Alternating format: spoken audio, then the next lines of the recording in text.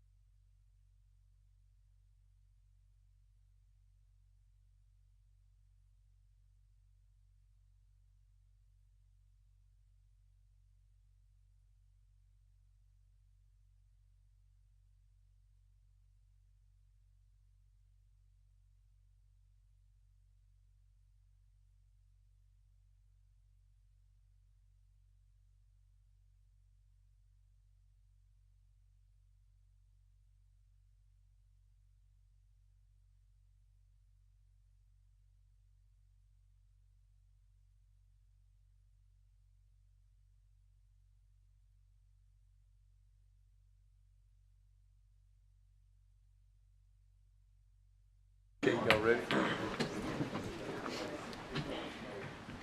Commissioners Court of Brazos County will meet in regular session on March the 18th, 2025, 10 a.m. in the Commissioners Courtroom in the County Administration Building, 200 South Texas Avenue, Suite 106. First item on the agenda is invocation pledge of allegiance to the U.S. Texas flag. Commissioner Watson will lead those. Heavenly Father, as we gather today in this meeting, we look to you for guidance and inspiration. For today and all future times we convene to do the county's business, please grant us the wisdom to make each moment count, to discern truths among differing viewpoints, to conduct ourselves with respect and fairness. May your spirit infuse our deliberations with a sense of purpose and camaraderie. Together we may navigate toward a fruitful outcome. Give us peace in our hearts during these opening meetings and the strength to sustain the task before us. We praise you always for your divine assistance.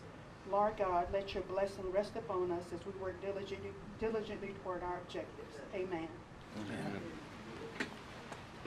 I pledge allegiance to the flag of the United States of America and to the republic for which it stands, one nation, under God, indivisible, with liberty and justice for all. Honor the Texas flag. I pledge allegiance to thee, Texas, one state, under God, one and indivisible. Thank you, Commissioner. Second item on the agenda is call for citizens' input and or concerns, and we've got some. Adam Perdue. Hi, my name is Dr. Adam Perdue. I'm an urban economist. I live here now in Brazos County. I'm an urban and real estate economist. I grew up in Houston, studying the economic development and growth of Houston and transportation. In previous life, I was a transportation engineer, 2 years with Texas Transportation Institute, 2 years in private practice. So I'm here to speak today on the No East Loop. The most fundamental issue about the No East Loop is the growth is just not there to support it. My day job now, I travel to Houston and Austin every day to see what growth actually looks like. In the urban fringes of Houston and Austin, you have a Pleasant Hill and a Southern Point, and you have 10 or 20 of them within 2 miles of you, right? That's real growth. The forecast for the MPO is for the growth of Brazos County to reach 371,000 people by 2045, which is now definitely a excessive forecast. The Demography Office of the state of Texas calls it more like 350,000, and the 371 would now require growth to increase, despite Texas A&M's pause on enrollment increases, which is the primary driver of the economy of Brazos County. If we were actually going to see the kind of growth that required the No East Loop, I'd be all for it, because like I said, every day I go to Houston and I go to Austin and I see what happens when you don't get ahead of it. But we absolutely are not seeing that kind of growth. The MPO isn't forecasting it. The MPO forecast puts all of the population and employment south of 30 and 159, not out in the eastern reaches of rural Brazos County. And so then the MPO itself is not forecasting the growth that would require this kind of loop. And then the other arguments that we hear for it are that it's going to serve as a bypass and reduce traffic in College Station and Bryan, which is not how a loop actually works, right? Is that people do not go around, don't take the longer route to go faster, right? And that's why 6, everybody takes 6, so that because you go faster than if you took Texas, right? And then the other argument is that it's a loop. But a loop requires, when you see the loop in Houston, people come from the north side, and if they went to the west side, then you keep them out of town. But everybody in the eastern side of Brazos County wants to go to the university, to Bryan, or to College Station. If you wanted to be able to get to Earn or Navasota quickly, you wouldn't live in eastern Brazos County, you would live in Robertson or Grimes County. And so it does not serve its purpose as a bypass, it does not serve a purpose as a loop. Instead, the only purpose it's going to serve is to destroy portions of the eastern Brazos County and the rural nature out there for no actual benefit. Then people claim that the benefit is not traffic, it's not any kind of transportation. It's not going to make anybody's drive faster. Instead, what it's going to do is what the county is currently doing is spending $13 million designing this road to nowhere that help people get from Navasota to Earn slower, right? And so then instead, then other people are worried about, a lot of my compatriots are worried about economic development. It's not going to cause, roads do not cause economic development. If we go from Earn to Navasota, less than 10% of the frontage road of 6 is developed. And that's all because people want to be in Bryan and College Station, not because the highway is there, right? That whole trip, most of it is actually undeveloped. The highway itself does not cause development. And then even if it does, what we would see instead is a removal of development from Bryan and College Station. Just like when you go down College and everything got removed from College Avenue to Texas, or when you go down Texas and you see all of that abandoned buildings, and because all of the economic development went to 6. And now we have Academy that's closed out. Is that? Huh? Time's up? Thank you. Chris Barnes.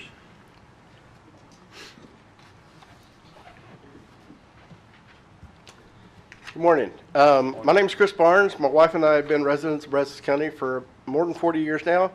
I retired from being an IT administrator at Texas A&M almost 10 years ago, and at that time we began keeping honeybees.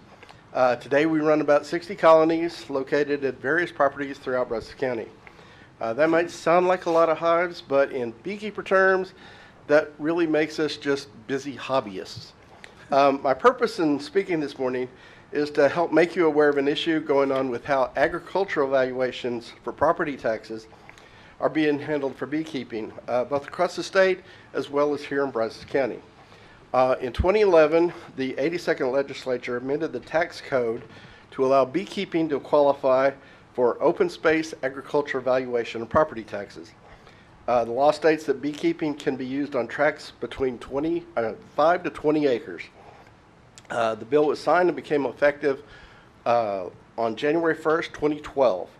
According to the author of the bill, Mr. Dennis Herbert, the main purpose of this law was to encourage more people to engage in keeping honeybees, to increase the number of beekeepers, as well as to spread honeybee colonies out across a wider landscape in order to mitigate diseases and pests that affect honeybee populations. Since that law came into effect, it has had the desired effect. I'm skipping a big chunk which is printed so I can stay in time. My wife and I began keeping bees in 2013.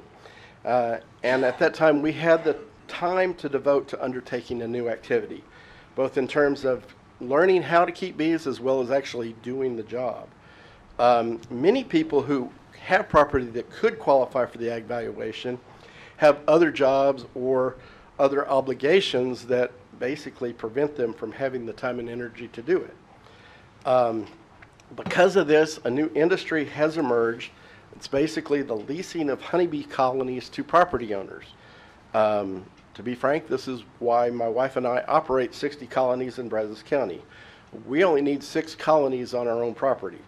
The remainder are located into what we call ag yards on property owned by other people who lease our hives on an annual basis. The ag yard lease agreements are a win-win situation for both property owners and beekeepers. This has become a very common business model across the entire state, with the economic law of supply and demand dictating the prices that people pay to lease these colonies. But, and you knew there was going to be a but, some of the CAD offices, county appraisal districts, across the state bristle at this business model because it seems to be opposite from how other farming and ranching operations operate. In those operations, such as a rancher who has cattle, they will sometimes lease land from a property owner. Of course, in those cases, it's, again, the law of supply and demand that's dictating who pays whom. To be direct, in this business situation, it is not the land needed to keep bees that is in demand. It is the demand for hive colonies and someone to maintain those colonies. Speaking for myself, if people did not pay me to put colonies on their property, I would only run 6 colonies today. It has come to my attention that the Brazos CAD ag appraiser is one who's recently expressed dissatisfaction with ag yard lease agreements. I don't know of anything that's officially in the works to change this policy, And so while there's not currently a problem, my goal is to make sure that things are not changed, which could create a problem in the future. This is a system that works for property owners and beekeepers and is fulfilling the original intent of the tax code. It's my understanding you guys don't have any authority. I'm hoping you would use any indirect authority to kind of persuade them not to change things. Okay. Thank you. Thanks. Sir, Chris. can I ask you a question? We're not supposed to have dialogue in this portion. Okay. I'll be Thank you. outside Yeah, later. Thank you. Yeah. Kathy Beans.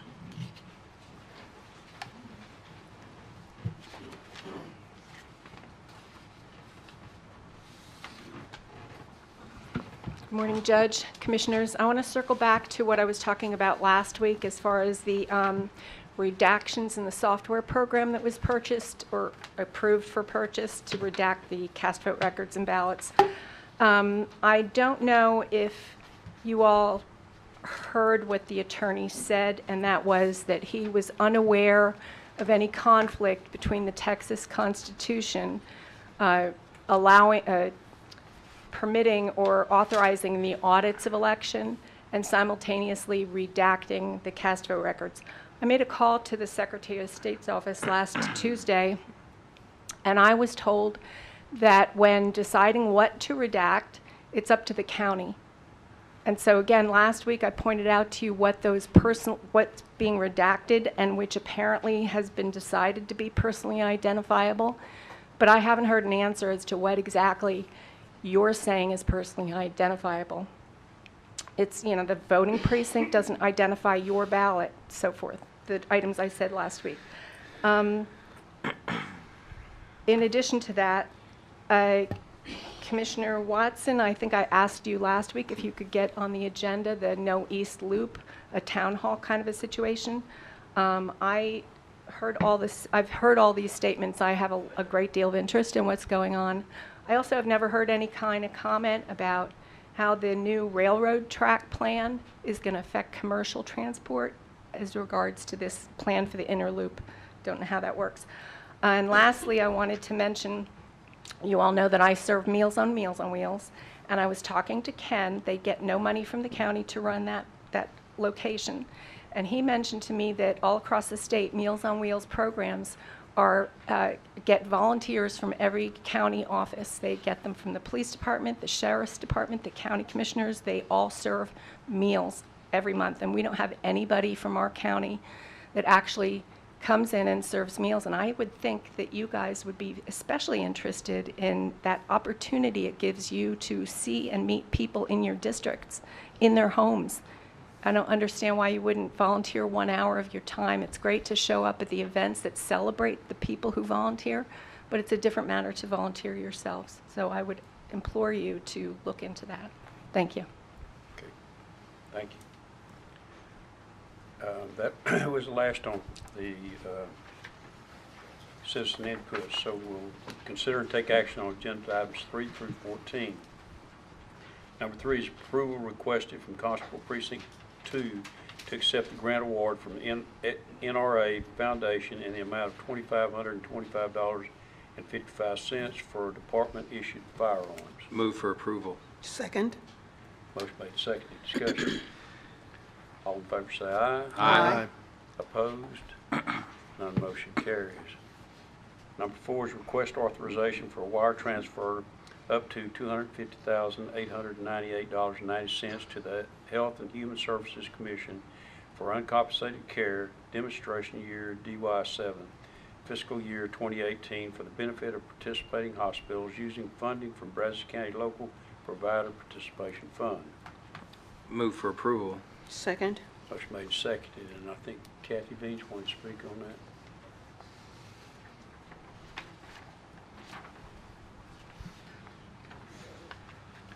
I have to apologize to Katie because I didn't have a chance to go ask her, and this probably would be answerable by her. But I don't know, why are we going back to 2018 in this? Is this the contract thing, or is this?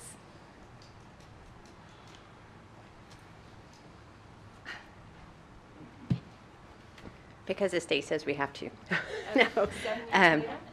It's the state, and so what happens is when the hospitals say they're going to do certain things regarding uncompensated care, they go back and reevaluate those programs for the past years. And if the state sees that there was additional programs that some of these hospitals completed, they can go back and ask for additional money to be sent up to HHSC. Okay, so there was reason for that. There's reason for them to go back and pay back retroactive payments. Any other questions? Okay. Thank you. Thank you, Nina. All in favor say aye. Aye. Opposed? None motion carries. Number 5 is consider and take action on approval of purchase of 2025 by 2504 Kent Street, Bryan, Texas, for the sum of $2,255,000 by wire transfer to Scouts Title Abstract BBS LLC. Move approval. Second. Motion made and seconded. And I think we've got one that wanted to speak. Adam Purdue. Yeah, Whoop.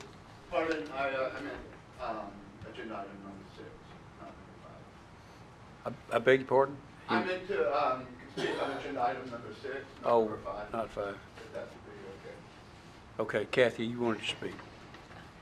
I know we talked about this location before, and it's probably a done deal, but I do want to ask the court, why do we keep buying properties and not leasing them from private sector?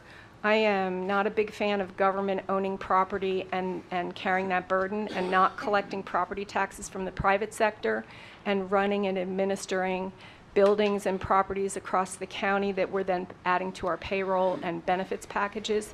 I would much prefer to see us supporting the local community when we do these projects.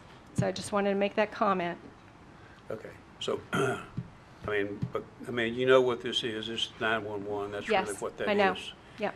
But, I mean, if the county's going to try to be as efficient as possible and save taxpayer money, I think owning that building is the most efficient way we can do it rather than leasing from the private sector. Do you I think mean, I we've think it'll done cost- do you think we've done a financial comparison as to how that would operate as from leasing point where we collect property taxes on it and then paying rent? Or has anybody done an actual comparison of what?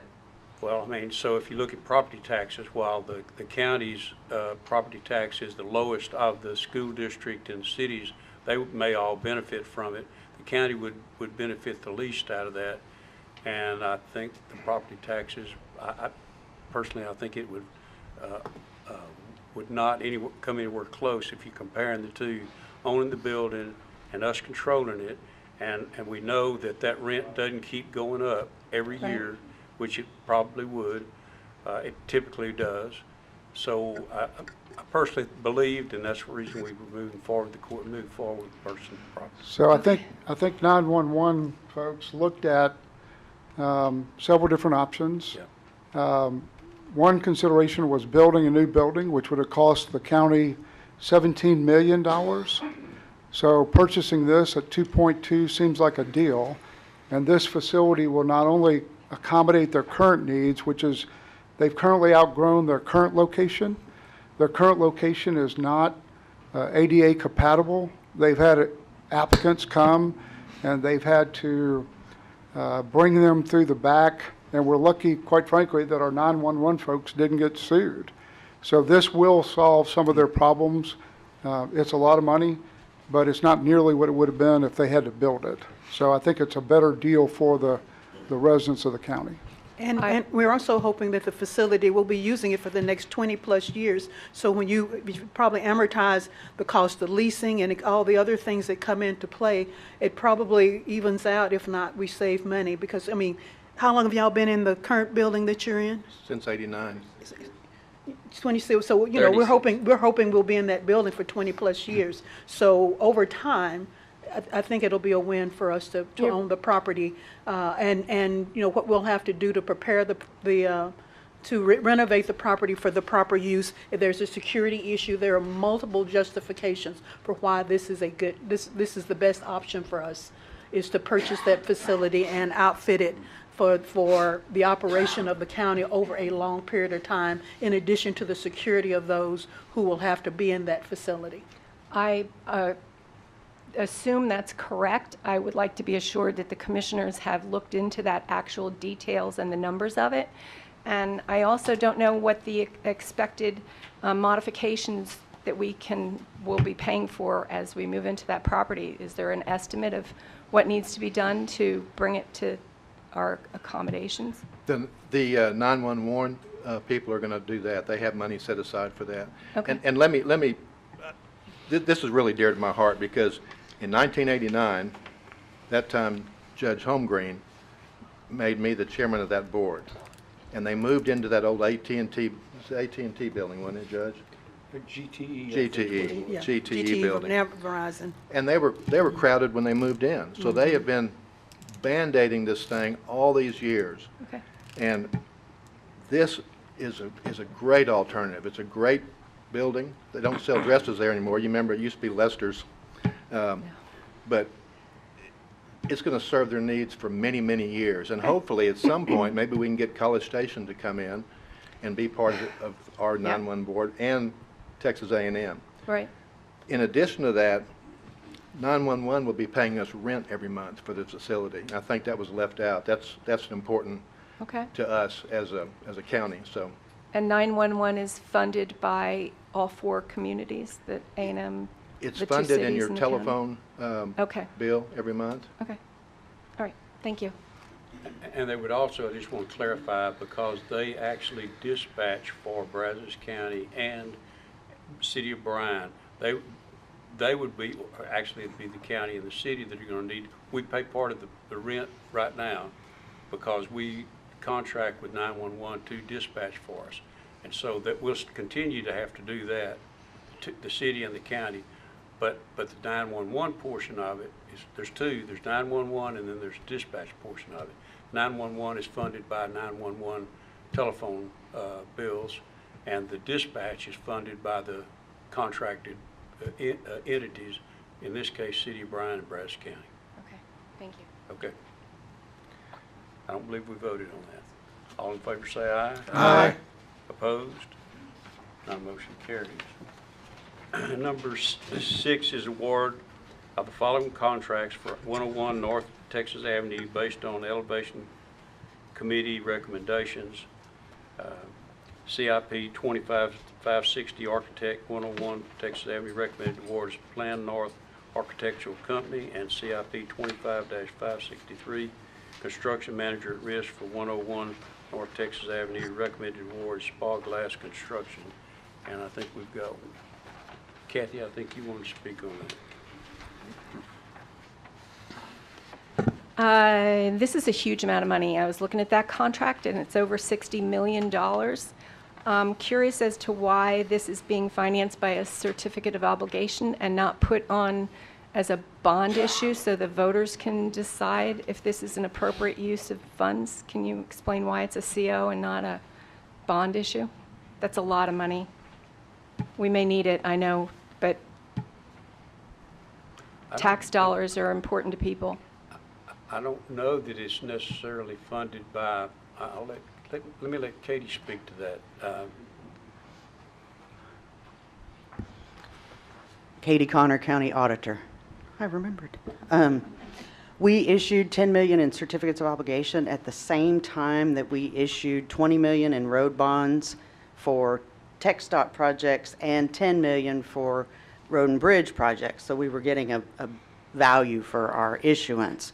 At the time, we were still evaluating the old bank sorry, it used to be bank even before that, BISD building for what we were going to put in there. So we included $10 million in that certificate of obligation.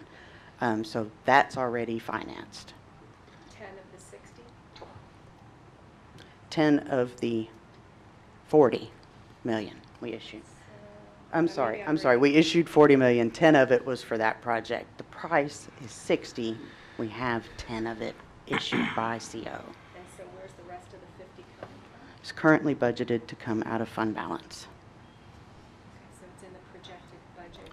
Okay, Yes. Okay, so Kathy, you need to speak into the mic so we can. Okay, I'm just asking it. I actually brought the budget with me today.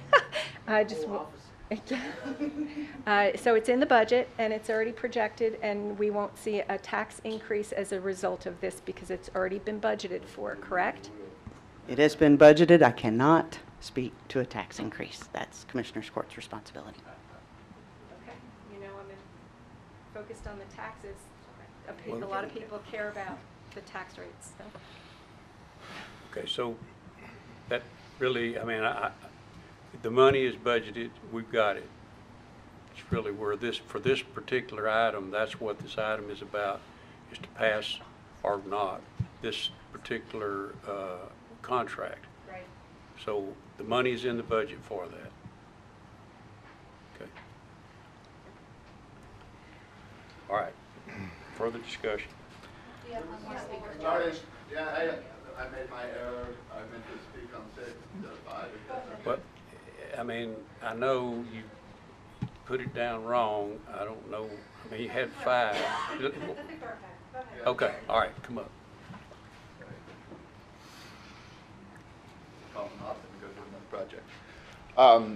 So sorry, yeah, on the 6th. So the thing that jumps out in the agenda item is that very large parking garage that's part of your proposal right now. I would ask you to reconsider that, and then if you need to reconsider that, you should reconsider the moving forward with this land purchase.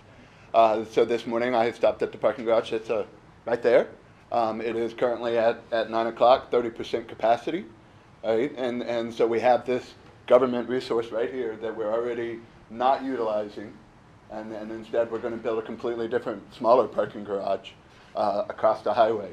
And then also, I mean, it's Bryan is taxing and spending a lot of money to try to reactivate their downtown. If you move the office building across Texas, right, that means that you're moving a lot of office workers who are currently utilizing downtown services and restaurants that are going to be that much harder for them to go into town because now they have to cross Texas.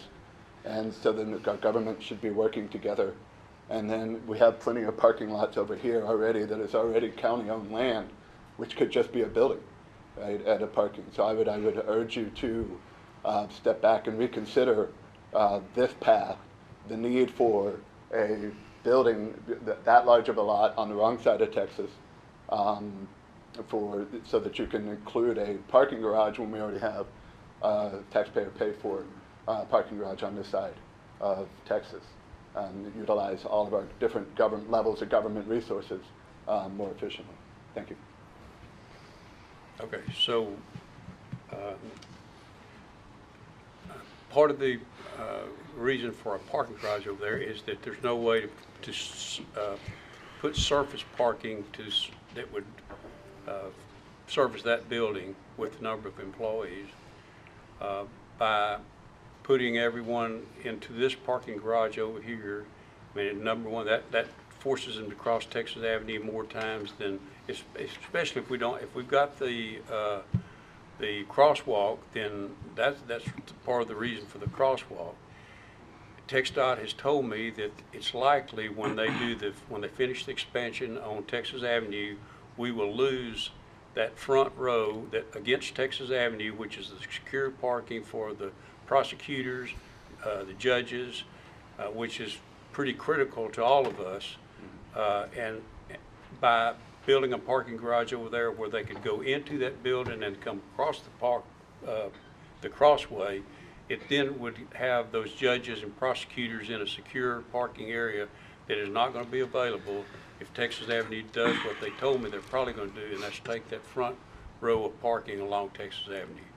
I mean, there's a lot of thought that went into this whole thing, not just we'll decide to build a building and parking garage. There's a lot of thought went into it.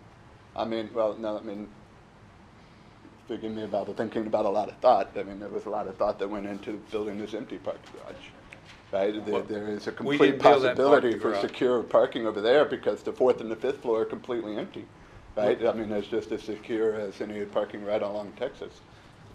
We didn't build that parking garage. That was built with Did y'all federal. consider that? I know, but our government should be working together, right? It's not Well, actually, it should not be difficult for you guys to work with the other local governments. Yeah, we have been.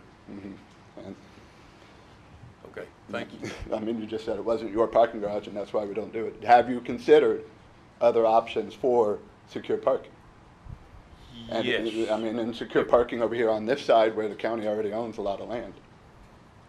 There's no, I don't know what you mean, they own other land, and I'm not sure how you're gonna secure parking, because what you need to do is secure it for those prosecutors. I mean, there have been judges and prosecutors who have been targeted and killed, Yeah. Even crossing and going into offices in other counties. So those are all things we've taken into consideration when we're trying to get this thing done. And there's no way for those judges to park in the current parking garage and get to the courthouse without putting a secure walkway across from this 26th Street to cross in there. And Well, you're already planning to put a walkway across Texas. Texas Avenue. This would be a smaller walkway, which would be a cheaper walkway. Yeah, but then we don't have office space for all these folks that are going to be going back and forth, like Public Defender's Office, Adult Probation, and JP Constable Precinct 4. Okay. But, I mean, that's what, if you can consider secure parking over here, then you can consider a different location for this lot. You're buying a very large lot We've because already you need bought it. secure parking and an office building. If you only need an office building and one smaller sky bridge, you can use currently county-owned land. Right? So we already own the property. We're not buying it. We've already owned that. Okay. Is that what you're, yeah, Huh? we Well, already then you own can that. sell that land, right? I mean, that's what they have land across Texas, on the other side of Texas. Y'all bought it at some point in time, which may have not been the right decision, which means that now you can sell it too, right? I mean, that's still an option also, right? I mean, that's what you're about to make a large commitment. You're about to make an even larger commitment that further goes down this path, that is going to build another big old parking garage that is not going to be completely full. So there's no other property that is in close proximity, like across the road, that it would be available. There's just not. There's a lot of parking garages. I mean, there's a lot of parking lots over here. I'm talking on about office government-owned land. space. Right. I'm talking about Okay. office space. Okay. I appreciate it. Thank you. Any further discussion? Judge, I hate to be Freddie Downer, but I'm going to vote against this, and I know it's going to pass, and that's all right, and I know that the studies have been done and it shows we need the space. We're about to add 26,000 square feet of space to this building right here when the old sanctuary is remodeled and made two-story in there. And the other thing that disturbs me is, you know, when brand-new commissioners come on board, like Bentley and I, we're asked to vote on something that was decided in the previous year or even farther back, and we don't get any information on it. I mean, real information until just before the vote is taken. So I would hope in the future on some of these issues that at least staff would get with us and bring us up to speed on what we need to know to make a good decision, either one way or the other. So I thought that's why we delayed it a week, so that you'd have the opportunity to meet with staff. I guess they did not meet with you? No, they did. did, and All right. they told us what we needed to know. Okay. And I just hope that will continue to happen in the future.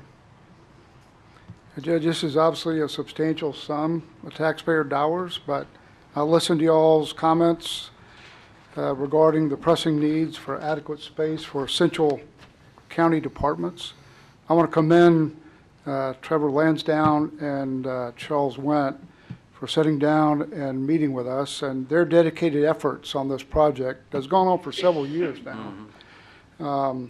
I personally toured the courthouse as well as the offices of the district attorney and the district clerk. I've observed county employees working in makeshift spaces that were once closets, providing for the public safety through law enforcement and criminal justice services is one of the most crucial functions our county performs, significantly impacting the quality of life of our residents. The necessity for additional space to improve these vital services is becoming increasingly urgent.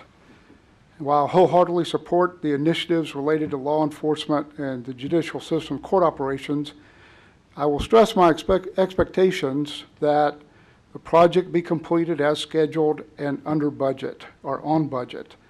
The county deserves to receive fair pricing for quality goods and services.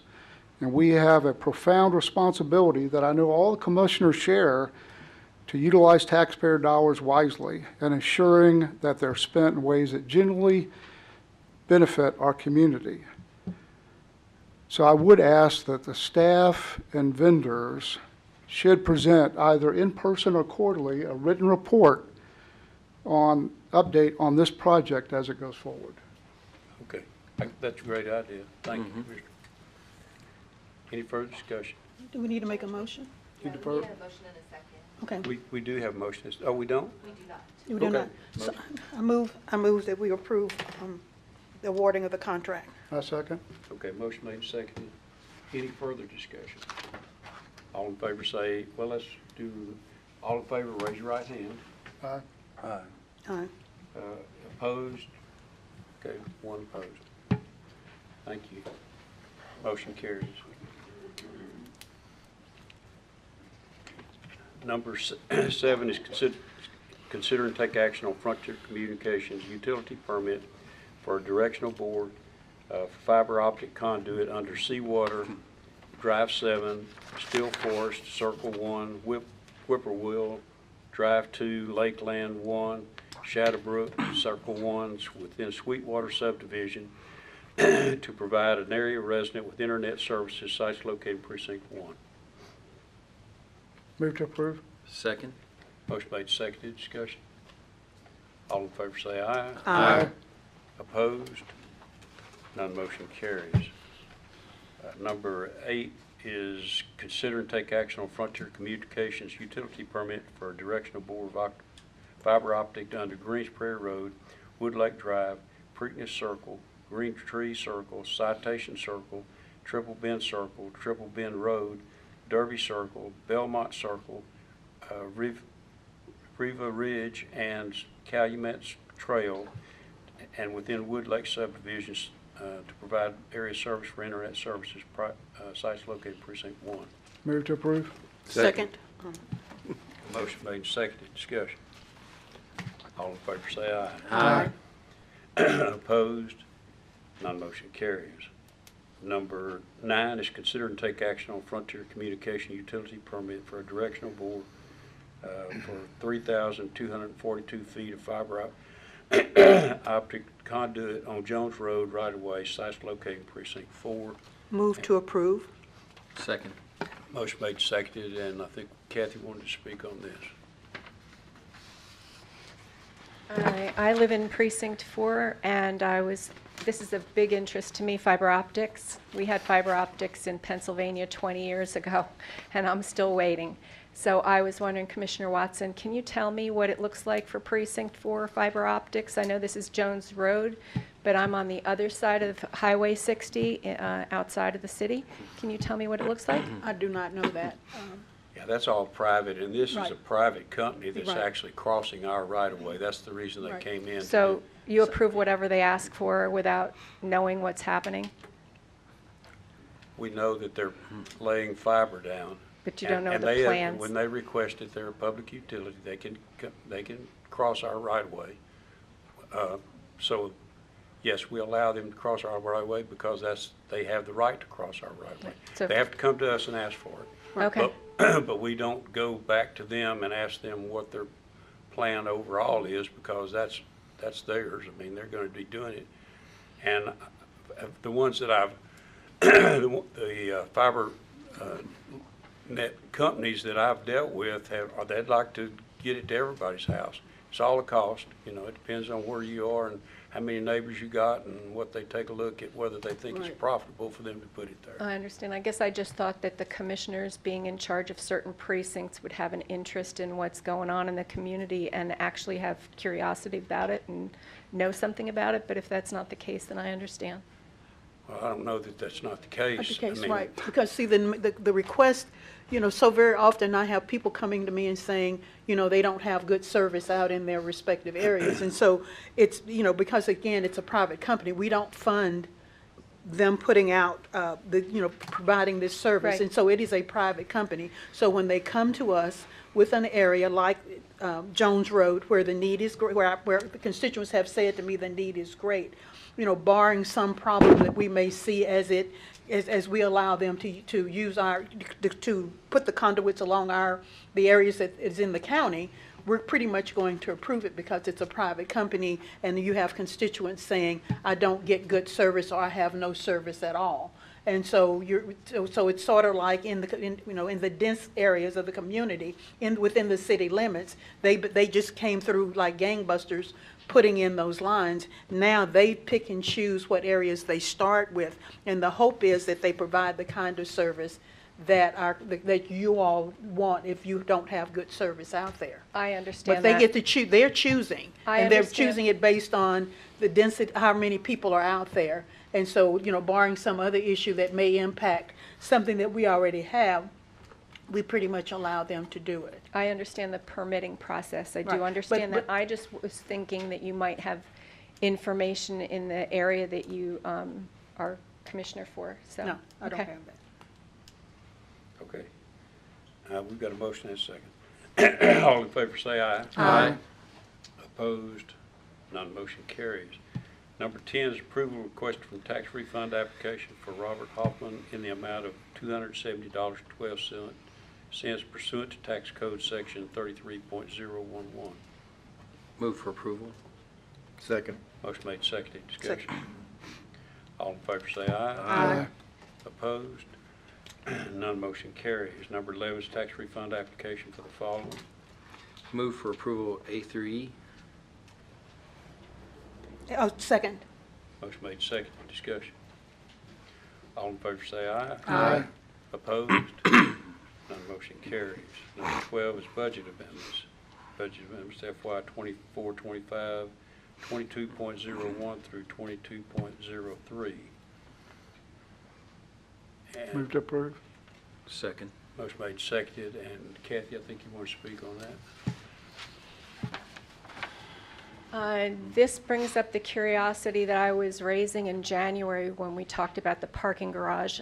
At that time, I asked you what the expected costs would be for running that and what the expected revenue would be. So when I see the $40,000 in this budget amendment, I'm wondering, is this proactive? Is this something that we owe retroactively? And is this what we can expect to have costs for every month or every week? How is this going to run? And did you ever look into what the revenue expectations would be for the parking garage? We have taken a look at that. Lena, you want to? Yes. But we're not talking about that today. This is about the budget amendments, and that's what the discussion should be about, is budget amendments. Okay, so is the $40,000 in today's budget going to be something that happens every month, every week, what? Please refer to the budget amendment you're discussing. This 24/25-2201. Thank you. That way the court is aware of which budget amendment you're talking about. So regarding the $40,000 that is being moved to the parking garage is helping us to establish a budget for utilities that we're going to have to take on starting April 15th, as well as bank charges because of the fees that are being paid to get the tickets out of the system, as well as any maintenance costs that we're going to have starting April 15th, which we do not know what the cost is currently, as well as contract services. So if there's already contract services that the transit is already established, say for instance a ticketing system or anything else, we might have to take on this cost until we can get a new contract established for Brazos County. Right now, this is just an estimate. It's not known what it's going to cost us on a yearly basis. And this also includes the adult probation building, correct?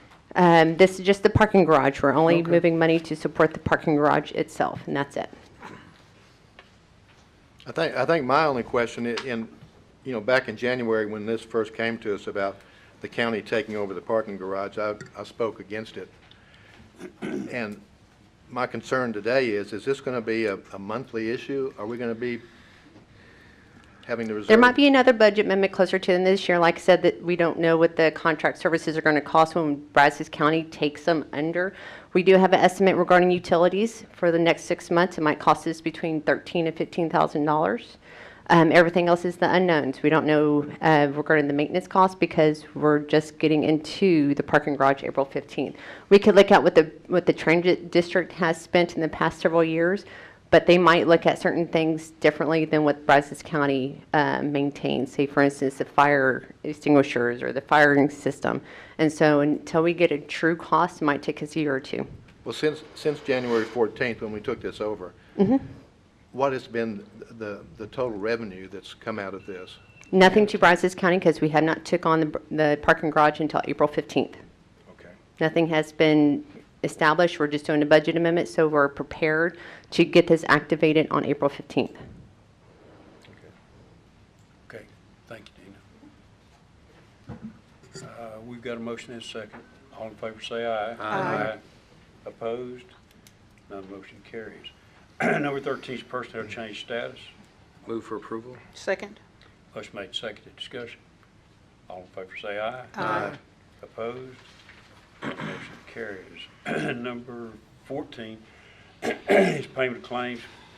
Claims to be paid by Brazos County. Claim number 820-8485 through claim number 820-8631 and claim number 920-3752 through claim number 920-3820. Move approval. Second. Motion made, seconded, discussion. Judge, I'm curious, because for this 1 week, this is $2,383,038.77.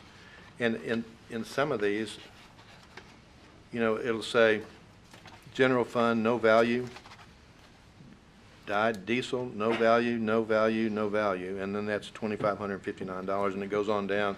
Here's another one, general fund, no value, gasoline, $17,708, and it just, there's page after page after page after page of this stuff. So I believe you're referencing under account description? Yes. Where you're saying no value? Uh-huh. So and I'm depending sure on it's all okay, I just, correct, depending on the account string, there's certain sections that the county uses, there's certain ones that we don't to identify where the accounting needs to be. So if we're not using it, then it comes up as no value. okay. Okay, that's all I needed to know, thank you. Okay. Have we taken a vote on that yet? All in favor say aye. Aye. Opposed? She was going to explain something more. None motion carried. Number 15 is acknowledgment of the 2024 annual report for Brazos County Groundwater Conservation District. Number 16 is an acknowledgment of the FY 2024-2025 budget to actuals by fund as of March 12, 2025, and an acknowledgment of the FY 2024-25 contingency budget to actuals by fund as of March 12, 2025. Number 17 is juvenile director's report on detention population. Linda. Good morning, Judge and Commissioners. We have 27 juveniles in detention, 21 males, 6 females, and we have 38 on electronic monitor. Thank you, Linda. 18 sheriff's report on detention population. Chief. Good morning, Judge, Commissioners. This morning, our population is 703. Wow. So that's good. I don't want to say too much about it so that it don't want to jinx it. That's 609 males and 94 females, and we have 45 on electronic monitor. And this is directly related to numbers because this is Lieutenant Justin Marineri that I want to introduce, and he's primarily over the intake and release division. So basically in charge of how many people come in and get out of the jail. But the real reason I brought him up here is he just got back from the FBI National Academy. He graduated last week, class 293, and it's a very prestigious training, and we're just really proud of him. And he's going to come back and take all that knowledge and share the wealth with the future leaders of the Sheriff's Office. And so just wanted to recognize him and thank him for his service.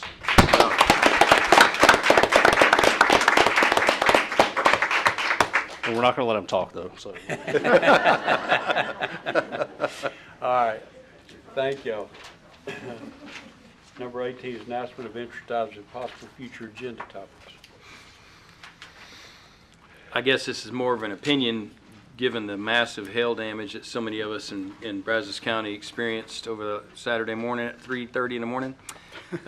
Just remember, you've got a lot of local businesses and people here that can help you with your problems, that you'll be able to talk about warranty issues and that sort of thing after the fact. So might be tempting to get quicker in line to get something repaired, but just use your good common sense. You know, check online, look for the ratings of those folks. We've got a lot of local people here that will be around if you have issues after the fact. Just my opinion. I wanted to share it with the public. And then just also a prayer for peace in our world. If we have a county ag agent, I'd sure like for him to come and give us an update on what the county's doing about bee populations and About the population? bee Bees, populations. As a former beekeeper, it's an interest of mine. So. All right. Anything else? Hearing none, the next item is to adjourn. Thank y'all.